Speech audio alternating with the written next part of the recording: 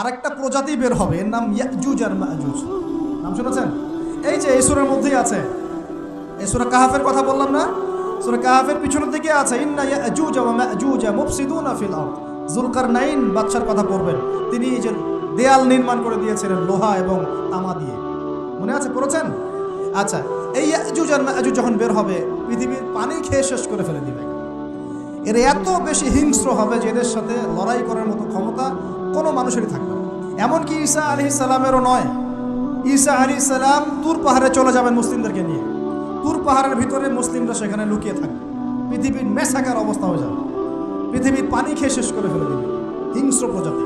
তখন ঈসা আলাইহিস সালাম আল্লাহর কাছে দোয়া করবেন, আল্লাহ এই বিভৎস জাতিকে ধ্বংস করো। আল্লাহ রাব্বুল আলামিন তখন ওই ইয়াজুজ আর মাজুজের এই কাঁধে, ঠিক কাঁধের মাঝখানে একটা ভাইরাস জন্ম দিবেন। কি জন্ম দিবেন?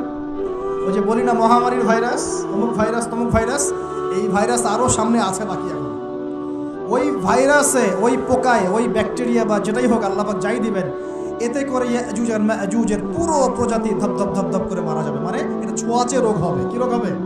ছোঁয়াচে। ঠিক যেমন আমরা একটু করোনা দেখলাম না, একজন থেকে আরেকজন, একজন থেকে আরেকজন, এরকম জিনিস চলবে আরও বিশ্বে। আর এখনকার নতুন রিসার্চ হচ্ছে ওই সাইবেরিয়া অঞ্চলের যে বরফগুলো আছে না, ওর নিচে এই 1 লাখ বছর, 1.5 লাখ বছর, 2 লাখ বছর আগের ভাইরাসগুলো নতুন করে জায়গা শুরু করেছে। হ্যাঁ, এগুলো বিজ্ঞানীরা বলছেন যে এগুলো আবার কোন দিন জানি পৃথিবীতে আত্মপ্রকাশ করা শুরু হয়। সব কিছুই ঘটবে। বিশ্বটার খুব রহস্য আছে, বিশ্বটার অনেক রহস্য আছে। আল্লাহ পাক এগুলো খেলার ছলে সৃষ্টি করেন নাই, পরীক্ষা। লিয়াবলুয়াকুম আইয়ুকুম আহসানু আমালা, আল্লাহ পাক বলেছেন। এরপরে ইয়াজুজ আর মাজুজের সব প্রজাতি মারা যাবে। নবীজি বলছেন জমিনে কোনো জায়গায় ফাঁকা থাকবে না, সমস্ত জায়গাতেই ওদের দেহ পড়ে থাকবে। আল্লাহু আকবার। এরপরে ঈসা আলাইহিস সালাম আল্লাহকে বলবেন, আল্লাহ জমিনটাকে পবিত্র করে দাও। আল্লাহ পাক কি করবেন জানেন? বড় বড় নখরওয়ালা, বড় বড় নখ আছে, নখ দেখেছেন? বড় বড় নখওয়ালা একটা স্পেশাল প্রজাতির পাখি আল্লাহ পাঠাবেন। কি পাঠাবেন? পাখি। এটা কোন পাখি, কি নাম আমরা জানি না, মহাবিশ্বের কোন জায়গা থেকে আসবে তাও জানি না, পৃথিবীতে আছে কিনা তাও জানি না। আল্লাহ পাঠাবেন আবাবিল, তয়রন আবাবিল। যখন আল্লাহ পাখি পাঠিয়েছিলেন না, আরসালা আলাইহিম তয়রন আবাবিল। আসলে ওই পাখির নাম কিন্তু আবাবিল না, আবাবিল মানে হচ্ছে ঝাঁকে ঝাঁকে। তো ওই পাখি কি আর দেখা গেছে? ওই রকম করে পাথর কেউ নিক্ষেপ করেছে? আর ঠিক এরকম করে এই এক শ্রেণীর পাখি আল্লাহ পাঠাবেন যাদের নখগুলো খুব বড় বড় হবে, বিশাল বিশাল নখ। এই নখগুলো দিয়ে তারা দেহগুলোকে উঠাবে, উঠিয়ে নিয়ে কোথায় যে ফেলে দেবে আল্লাহ ভালো জানে। সুবহানাল্লাহ, আল্লাহু আকবার। আল্লাহ পাক বিশ্বে কত কি বাকি রেখেছেন। এরপরে আল্লাহ পাক কি করবেন জানেন? আল্লাহ পাক বৃষ্টি বর্ষণ করবেন। এত বেশি বৃষ্টি হবে, এত বৃষ্টি হবে, জমিন ধুয়ে পরিষ্কার হয়ে যাবে। হাদিসে আসছে জমিন চকচক করবে, জমিনটা পরিষ্কার হয়ে চকচক করতে থাকবে। এরপরে কারণ ওই ভাইরাস তো ধুইতে হবে না, ভাইরাসকে ধুয়ে সাফ করতে হবে। তারপরে ঈসা আলাইহিস সালামের সময়ে বলা হচ্ছে, তার সময়ে একটা ডালিম দেখেছেন কিনা? আনার ডালিম। এই ডালিমের যে খোসা হয় না, এই ডালিমের খোসার নিচে একটা পুরো পরিবার আশ্রয় নিতে পারবে। কি বুঝলেন? এত বড় বড় ফল হবে, এত বরকত হবে জমিনের মধ্যে। কখন বরকত হয়? যখন একটা জনপদের অধিবাসীরা আল্লাহর সামনে আত্মসমর্পণ করে, তখন আল্লাহ বরকত দেয়।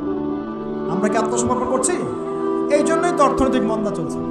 এমনি নাকি? সুদ খাচ্ছেন, দিব্যি ঘুষ খাচ্ছেন, দুর্নীতি করছেন, জেনা করছেন, মানুষের সম্পদ আত্মসাৎ করছেন, মাপে কম দিচ্ছেন, আবার নামাজও পড়ছেন, মাশাআল্লাহ। তো বরকত কোত্থেকে আসবে? বরকত কখন আসে? যখন একটা কওম আল্লাহর সামনে সম্পূর্ণ আত্মসমর্পণ। একটা ডালিম হবে, এটা রূপকথা নয়, এগুলো গাল গল্প বলছি না। এই প্রতিটা কথা আল্লাহ পাকের ওহী থেকে আসছে, এর একটা কথা মিথ্যা হবে না ইনশাআল্লাহ তাআলা। বিশ্ববাসীরা দেখবে একটা ডালিমের নিচে একটা পরিবার আশ্রয় নিতে পারবে। এত স্পেসিফিকলি বলা হয়েছে হাদিসগুলোতে। নবী সাল্লাল্লাহু আলাইহি ওয়াসাল্লাম বলেছেন যে 10 জন ঘোড়সওয়ার, কয়জন ঘোড়সওয়ার? 10 জন ঘোড়সওয়ার বের হবে ইমাম মাহদীর সময়, যারা খোঁজ নিতে যাবে যে দেখি দাজ্জাল বের হয়েছে কিনা। ঘোড়ায় করে খোঁজ নিতে যাবে, দেখি দাজ্জাল বের হয়েছে কিনা। ওই 10, নবীজি বলছেন আমি ওই 10 জনের নামও জানি, ওদের বাবার নামও জানি। সুবহানাল্লাহ।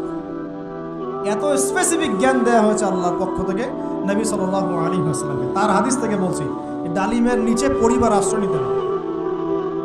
তো অনেকে হয়তো হাসবে, কি বলে এটা উল্টা পাল্টা কথা, তাই না? নাস্তিকরা মনে করতে পারে যে হাসবে, আরে হাহারি এক দিয়ে রেখে দেবে। এখন মানুষ ফেসবুকের মতো চিন্তা করে, ফেসবুকের মতো হাসে, ফেসবুকের মতো কাঁদে, মানুষ এখন রোবটিক হয়ে গেছে, ঠিক আছে? আচ্ছা, তো এরপর কি? এরপরে বরকতের এই সময়টা শেষ হয়ে যাবে কখন? যখন মানুষ আবার সেই জেনা, পাপ, শিরিক, কুফর এগুলোতে লিপ্ত হবে। আল্লাহ রাসূল বলছেন এমন একটা মানুষও বাকি থাকবে না, একটা মানুষও না যে খালি লা ইলাহা ইল্লাল্লাহ কালিমাটা পড়তে জানে, এমন একটা মানুষও বাকি থাকবে না। বলেন ওরা হবে এই পৃথিবীর সবচেয়ে নিকৃষ্ট মানুষ। ওদের চেয়ে নিকৃষ্ট কোনো মানুষ এই পৃথিবীতে হবে। এখনো কি এরকম সময় আসে নাই? এখন কি লা ইলাহা ইল্লাল্লাহ আছে না? পূর্ণাঙ্গ প্রয়োগটা নাই, কিন্তু কালিমা তো আছে কি না? তখন নবীজি বলছেন এমন একটা যুগ আসবে যে লা ইলাহা ইল্লাল্লাহ বলার মতো একটা মানুষ খুঁজে পাওয়া যাবে না। আর মানুষ রাস্তাঘাটে কুকুরের মতো জেনা করবে। রাস্তাঘাটে কুকুর যেমন সঙ্গম করে না রাস্তাঘাটে, ওই রকম করে মানুষ রাস্তাঘাটে জেনা করবে। ওই সময়ে আল্লাহ রাব্বুল আলামিন পশ্চিম দিক থেকে সূর্য উঠাবে। কোন দিক থেকে? সূর্য সত্যি পশ্চিম দিকে উঠবে। পৃথিবী একদিকে ঘুরছে না এখন? কে জানে আল্লাহ পাক পৃথিবীর ঘূর্ণন থামিয়ে উল্টা দিকে ঘোরাতে পারেন না? অবশ্যই পারেন। আল্লাহ পাকের জন্য এটা খালি বলা কুন ফায়াকুন, হয়ে যাবে। পুরো বিশ্বের বড় বড় ডিপার্টমেন্টগুলো কারা নিয়ন্ত্রণ করছে? আমরা নিয়ন্ত্রণ করছি? জি না। এমনকি খ্রিস্টানরাও নিয়ন্ত্রণ করছে না, বরং ওরাই নিয়ন্ত্রণ করছে। আপনাকে গভীরে ঢুকতে হবে। তো তার মানে সে আত্মপ্রকাশ না করলেও তার অনুসারীরা তো মাশাআল্লাহ শক্তিশালী হয়ে গেছে কিনা? তার মানে সময় কাছে না দূরে? কাছে। এটা বোঝার জন্য কি ভবিষ্যৎবাণী করা লাগে? গণক হওয়া লাগে? জ্যোতিষী হওয়া লাগে? এটা বোঝার জন্য কোরআন সুন্নাহর সাথে শেষ জামানা স্টাডি করলেই হয়। Economics, world affairs, history study করলেই বুঝতে পারেন। হৃদয়ের চোখ খুলে যাবে ইনশাআল্লাহ। আল্লাহ পাক বোঝার তৌফিক দান করুন। এখন সে বের হয়ে বিশ্বটাকে শাসন করবে ঠিক, কিন্তু তার সাথে লড়াই করার ক্ষমতা ওই সময় মুসলিমদের থাকবে। তখন আল্লাহ পাক পাঠাবেন ওই যে সত্যিকারের মাসিহ ঈসা আলাইহিস সালাম।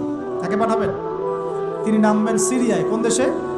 সিরিয়ার দামেস্কে তিনি নামবেন। দুজন ফেরেশতার কাঁধে ভর দিয়ে, তখন তার চুলগুলো দিয়ে টপ টপ করে মুক্তার মতো পানি ঝরতে থাকবে। এমনটা হাদিসে বলা হয়েছে। সুবহানাল্লাহ। এত স্পেসিফিকলি হাদিসে বলা হয়েছে এটা হবে, এইটা হবে, ওইটা হবে, একদম স্পেসিফিকলি। তারপরে ঈসা আলাইহিস সালাম তিনি যখন ওই মুসলিমদেরকে পেয়ে যাবেন,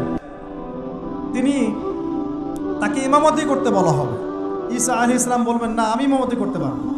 ইমামতি এই উম্মতের জন্যই করা হয়েছে। বলেন সুবহানাল্লাহ।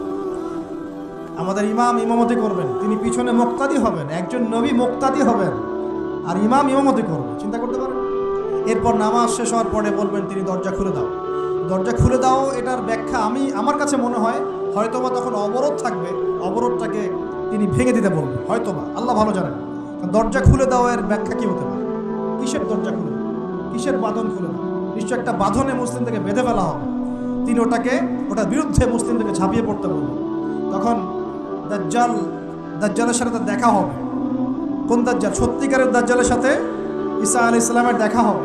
এবং ঈসা আলাইহিস সালামকে দেখা মাত্রই দাজ্জাল গলতে শুরু করবে। কি করবে? গলতে শুরু। লবণ যেমন গলে যায় না তাপ দিলে, এমন করে গলতে শুরু করবে। এবং ঈসা আলাইহিস সালামের নিঃশ্বাসে আল্লাহ পাক একটা অন্যরকম ক্ষমতা দিবেন। ঈসা আলাইহিস সালামের নিঃশ্বাস যতদূর পর্যন্ত যাবে দাজ্জাল পালাতে থাকবে। তার নিঃশ্বাস গিয়ে দাজ্জালের গায়ে লাগা পরে দাজ্জাল ওইখানেই মারা যাবে। আল্লাহ পাক এই শুধু তাকে নয়, তার সমস্ত অনুসারীদেরকে আল্লাহ পাক সেখানে মেরে ফেলবে মুসলিমদের হাতে। কার হাতে? মুসলিমদের হাতে। এটার জায়গাটা মেনশন করা আছে, বাবেলুদ নামক জায়গা। কোন জায়গা? বাবেলুদ। যান গুগল সার্চ করে দেখেন বাবেলুদ কোন জায়গায় আছে। আমি বলে দিব না, দেখেন কোন জায়গায় আছে, কারা ওটা নিয়ন্ত্রণ করছে দেখেন। ওইখানে দাজ্জাল মারা যাবে। মানে সত্যিকারের মাসিহের হাতে মিথ্যা মাসিহ মারা যাবে, ঠিক আছে? এবং তার অনুসারীদের পতন হবে। এরপরে ঈসা আলাইহিস সালাম এই ক্ষমতাটা দখল করবেন এবং সারা বিশ্বে তিনি শান্তি শৃঙ্খলা কায়েম করবেন। একজন ন্যায়পরায়ণ শাসক হবেন ইনশাআল্লাহ। এবং তিনি নতুন কোনো শরীয়ত নিয়ে আসবেন না, উম্মতে মুহাম্মাদের শরীয়ত কায়েম থাকবে ইনশাআল্লাহ। এরপরে 40 বছর তিনি রাজত্ব করবেন। কত বছর? 40 বছর। এবং তার বিবাহ শাদীও হবে এবং তার ইন্তেকালও হবে। তাকে দাফন করা হবে নবী মুহাম্মদ সাল্লাল্লাহু আলাইহি ওয়াসাল্লামের ঠিক পাশেই। আল্লাহু আকবার। ঠিক তার পাশেই দাফন করা হবে। এরপরে মানুষ আবারও খারাপ হওয়া শুরু করবে। কেমন খারাপ হবে? ও আচ্ছা, মাঝখানে একটা কথা বলতে ভুলে গেছি। ব্যাস, আমি কয়েকদিন আগে রিপোর্ট দেখেছি, পৃথিবীর নিচে কিন্তু আগুনের স্তর আছে। আচ্ছা, জানেন তো পৃথিবীর নিচে আগ্নেয়গিরিগুলো আছে। পৃথিবীর ভিতরেও একটা ঘূর্ণন হয়। সেই ঘূর্ণনের দিক পরিবর্তন হচ্ছে দিন দিন, এমনটা রিপোর্ট এসেছে। দেখেন, আপনি ইন্টারনেট ঘাটাঘাটি করেন। আর অনেকে রিপোর্ট করছে যে পৃথিবী আগে যে গতিতে ঘুরতো, এখন পৃথিবীর ঘূর্ণন গতি একটু বেড়ে গেছে। দেখেন রিপোর্ট দেখেন, ঘূর্ণন গতি বেড়ে যাওয়ার মানে হচ্ছে টাইম দ্রুত পাস করবে। আর শেষ জামানার হাদিস এটাও আছে, সময় দ্রুত পাস করবে, আছে না? এটা হাদিস আসছে। তো প্রিয় ভাইরা, এই সময় মানুষ খারাপ হওয়া শুরু করার পরে এমন খারাপ হবে, আল্লাহর নাম নেওয়ার মতো কোনো মানুষ থাকবে না, আল্লাহ আল্লাহ বলার মতো কোনো মানুষ থাকবে না। তখন পশ্চিম দিক থেকে সূর্য উঠবে। কিভাবে কিয়ামত হবে? নবীজি বলছেন, একজন ব্যক্তি পানি খাওয়ার জন্যে পাত্রটাকে মুখের সামনে নিবে, পানি গিলতে পারবে না, কিয়ামত হয়ে যাবে। ইযা ওয়াকাআতিল ওয়াকিআ লাইসা লিওয়াকাআতিহা কাযিবা আল কারিআতু মাল কারিআ ওয়া মা আদরাকা মাল কারিআ, আছে না? আম্মা ইয়াতাসাআলুন আনিন নাবাইল আযীম। কত সূরা আছে কিয়ামত সংক্রান্ত, পড়ে দেখেন। ইযা যুলজিলাতিল আরদু জিলজালাহা ওয়া আখরাজাতিল আরদু আথকালাহা ইযা আশ-শামসু কুওয়িরাত ওয়া ইযা আন-নুজুমু ইনকাদারাত। এই সূরাগুলো পড়ে দেখেন। আম্মা পারার শেষ পারাটা, যেটা 30তম পারা, এর সূরাগুলো পড়ে দেখেন, কিয়ামত চোখে দেখতে পারবেন ইনশাআল্লাহ।